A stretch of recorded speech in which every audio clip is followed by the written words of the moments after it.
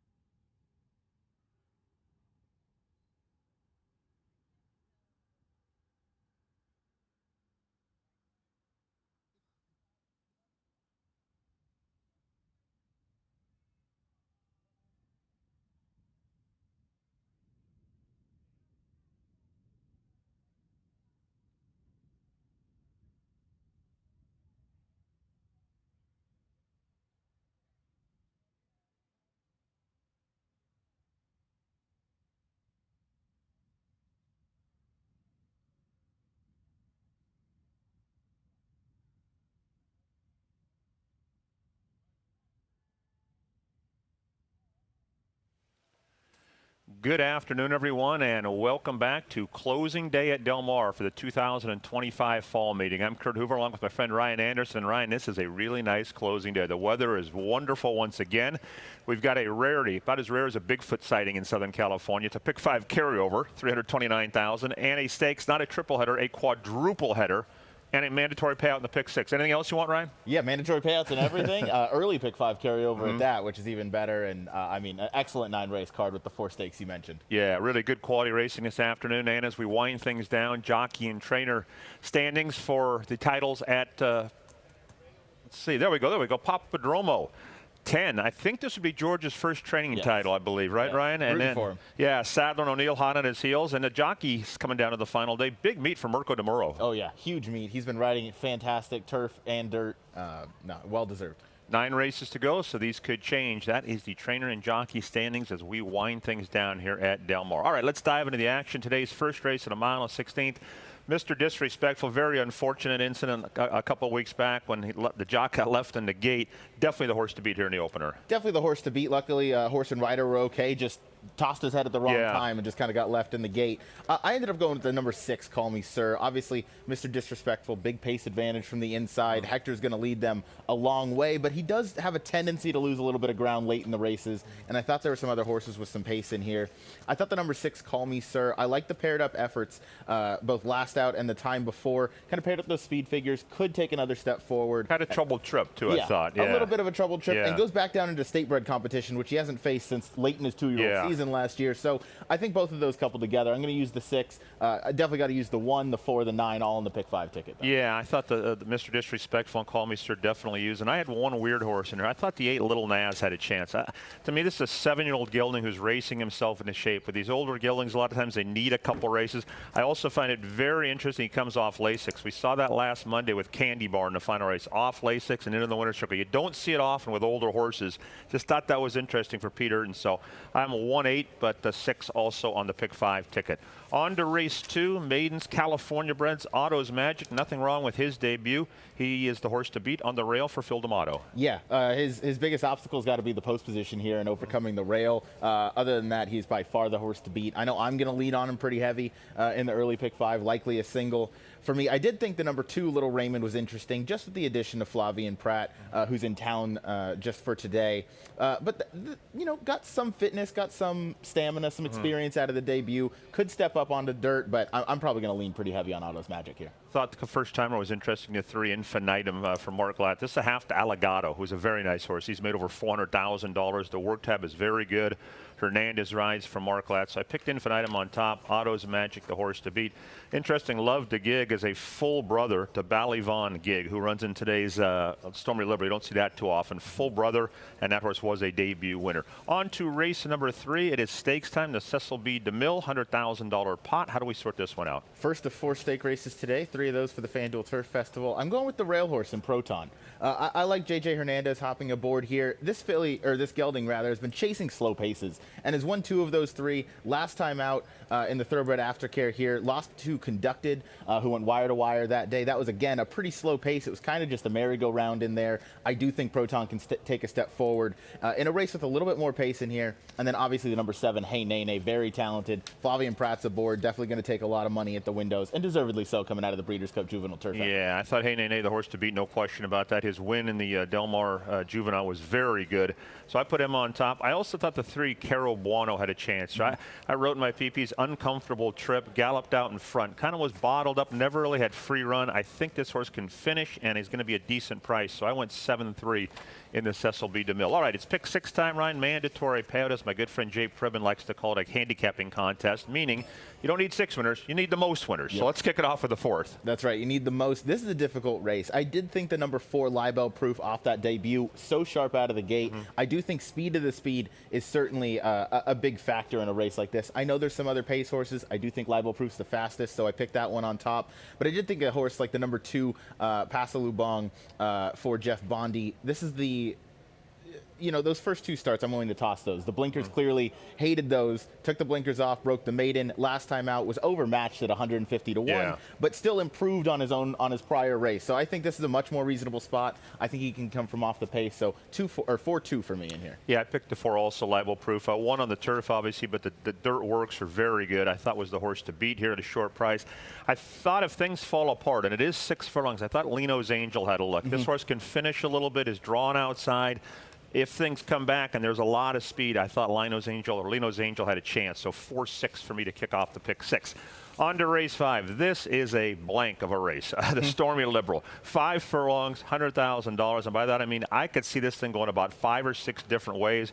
Really good quality race. It's not a graded stake. It should be. It's that good of a race. It absolutely should be. This is the most competitive race on the card. I'm going to take a pretty solid stand. I'm going to probably single the 4 yellow card in my early pick 5. I just feel like this horse, off the last effort in the Eddie D, I like his 2 5 furlong efforts here over the summer at Del Mar. Those were very good. And then ran behind Reef Runner, who would probably be close to even money, 6 to 5 in a race like this. I really like Yellow Card's progression through this season. I think he's coming into this race in top form, and I know he can hang with the big boys, as he's run really well in the Grade 2, ran really well in the Frank Simpson at Kentucky Downs. So he can hang with all these, and he's in really good form right now. So I'm going to go with the 4 on top, and I did think the number 5, Sorrento Sky, it just has the right kind of run style in a race like this, and you get the addition of Flavian Pratt, who time and again just moves these horses up 2-3 lengths almost inexplicably. So 4-5 for me. Yeah, it's really, really good race, and I should mention too, because you don't see it too often, Unconquerable Keen's trying to win this race for the 3rd straight year. Yes. That's pretty cool. Phil D'Amato did it with the Del Mar Handicap with Gold Phoenix. I could go a lot of different ways. I finally ended up on Booksmart for Hess and Mike Smith. This is a very fast horse, and I think the 5/8 is better for him than the 6.5. He did show a whole new dimension last time. He actually sat off the pace and finished pretty well. The winner of that race, Mana Rose, came right back to win. So for me, Booksmart at a price. No Nay Hudson, I bet on in the Green Flash. I thought he ran pretty well that day. That was his first start in a couple months. I thought he ran well. I thought he had a look here, but I could see Virat winning. I could see Yellow Card. I could see Sorrento Sky. I could see just about anyone in here, right? Just Ryan? about anybody. Very deep field. I did think Navy Bell.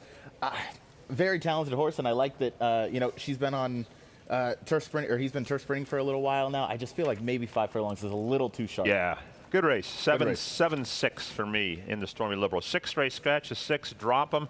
Got some fast horses here. How do we sort this one out? Some fast ones. I went to the number 2 horse in Getaway Car. Flavian Pratt's aboard. Long layoff here, coming over 180 days and getting first-time Lasix. Bob Baffert, very strong angle. Probably not surprisingly, as he's strong with most. About everything. About everything. But he's 40% from 44 starters with this 180 days first-time Lasix. So it feels like a good reset point. Getaway Car was a very talented horse when he was at the track, and he kind of raced into some good form. So this is a good comeback spot, and I don't think he's facing any huge monsters. I did think the number 5, See Through It, is the logical horse kind of from off the pace. If that speed were to come back, I think See Through It kind of gets the jump on all the deeper closers. See Through It's a real pro. He's one of my favorite horses. He just tries every time. He's a warrior. He's in for a $100,000 tag because he's won a million races. I'm exaggerating a little bit, but not by much. Not by much. I went a different way. I ended up picking Judge Miller. I like this horse's sprints a lot, and I like the fact he's coming to the race fresh. A solid work tap from Mark Glatt. He showed ability over this surface. I'm going to take Judge Miller on top, and I thought Midland Money ran very well in his comeback. That was his first race in a couple months. I thought he tried very hard. I think he'll move forward. That being said, Ryan, I could see anyone winning. I could make a case for Elwood Blues. You like Getaway Cars, See Through It's a pro, and Bartholdi's very fast. So it's kind of an all-ish race, but I'm going to go 3-4 in the 6th. Okay, back to stakes action. One of my favorite races from the late, great Hollywood Park, and some truly first-class mares have won this race. The Grade 1 Matriarch. Scratch Antifona, 9 go here. 9 go here. I would imagine AG Bullet is going to take a substantial amount of play, 3-1 on the morning line, but I'm not one that typically loves to jump at the betting horses coming out of Breeders' Cup races, especially when they run strongly, because that's kind of the focal point of that calendar year. So for that reason, I went to the outside of the number 9, Suggesta. Chad Brown won 2 races on the turf, both stake races yesterday. Comes back in here, another Juddmonte homebred. Flavian Pratt's aboard. The run in the First Lady was good. Simply in Front was a better horse that day. Got a much better trip. But Suggesta comes out of that same race, ran okay, and then the 2 back in the ladies' turf also ran really strongly, finishing second to Special Juan. So I think Suggesta. I think the form from the First Lady holds up pretty strong, and that goes with my second pick in Ozara as well for Miguel Clement coming in off that effort. I saw it the same way, Ron. I went to Suggesta. I thought she'd get a good trip. Gets Pratt. for Chad Brown. I thought Breathaway ran pretty well in her last start from Miguel Clement. I thought she could get a piece. I'm against Ag Bullet. I don't think the pace scenario is in her favor today. Also, she was supposed to be sold at the Keeneland sale. She RNA'd. She came back. I'm against that. So, and I like the horse a lot. I just don't like her in this spot today. So I'm going to go 9-2 in today's Grade 1 Matriarch. On to the 8th race, penultimate race of the meet. It's the final stake, the Bayakoa Grade 3 event. Back in the old days, Ryan, at Hollywood Park, this race was known as the Silver Bells. It used to always be run right around Christmas Eve when we raced on that day. So it's hung on here, the Bayakoa. I don't see how you can beat the favorite here. Any thoughts from you? Yeah, last year's winner of the Bayakoa is their morning line favorite today in Hope Road. I just mentioned I don't like betting horses out of Breeders' Cup races, and she ran for about 3/4 of that race and then just kind of threw in the towel, didn't have it that day. She might win by 7 today. She's not facing any monsters. I did think the number 3, Simply Joking, deserved a look because those first 3 starts of the career were very strong. When this horse was prominent early. Very wet track at Kentucky Oaks Day, and that's obviously you're meeting the best of the best. Nightmare trip in the Raven Run. Nightmare trip in the Raven Run. So, you know, all that to be said, you kind of have the forgive the last 2 effort and come right back here. So I'll give Simply Joking a chance to right the wrong, and I'll probably try and beat Hope Road in the horizontals just to try and spice things up a bit. Yeah, I'm going to single Hope Road. I just think she outclasses these horses, but I picked Simply Joking second for all the reasons you talked about. I thought she would run better here, but I think Hope Road just stands out in today's Bayakoa. All right, no standout in the 9th. We get to the 9th and final. Medici is in. That's big. There's also a rider change on the 7 Grinder switch. Make that Diego Herrera. I think that's a 3rd different rider named here. 14, 15, 16 don't get in. What do we do here? Yeah, look, Medici's very strong. That second behind start Contrast, who ran second in the Breeders' Cup Juvenile Turf, that's a very strong contender. Just has to overcome that wide draw.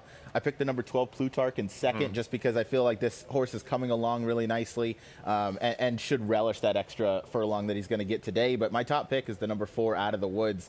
A little bit of a muddied up form. Last time out, I don't think the dirt is his game. He looked uncomfortable the entire time. Huge rider switch from Giovanni Franco to Antonio Fresu. Getting first time on the turf. This one is bred to like the grass. I feel like this move with the blinkers off, which again had him on last time, felt like he was just uncomfortable, didn't like him. That debut, nothing wrong. First time out for Phil D'Amato, doing that over 6 furlongs, losing to a couple of good Baffert horses in Mr. AP. So Out of the Woods, stretching out first time on the turf. I'm gonna take that one on the nightcap at 12-1. Yeah, I thought a very competitive race. Went 5 or 6 deep for pick 6 purposes. Going to pick Plutarch. Has a couple of good races against better horses. I thought the 7, the first time starter Grinder Switch, had a look. First to start out of that mare, but the workout reports are very good on Grinder Switch. And for a crazy knockout horse, I thought the 1 Raging Inferno might improve here. That horse had kind of a tough trip first time out. Love horses to get route experience. Blinkers go on. Johnny Velasquez rides. I thought the 1 had a crazy knockout chance. So 12, 7, and 1 for me in the 9th and final. That will do it, Ryan. Thank you very much. You got it. Appreciate all your help during the meet. Yeah. And we'll see you back here in a long time, a couple months in the summer. Yeah, hope to see you back next summer. For Ryan Anderson, I'm Kurt Hoover. Thanks to all of you for watching. 329,000 reasons to play that early pick 5. That pool right now is up approaching $1 million. Pick 6, 4 through 9. Enjoy a really nice day of racing. Closing day at Del Mar.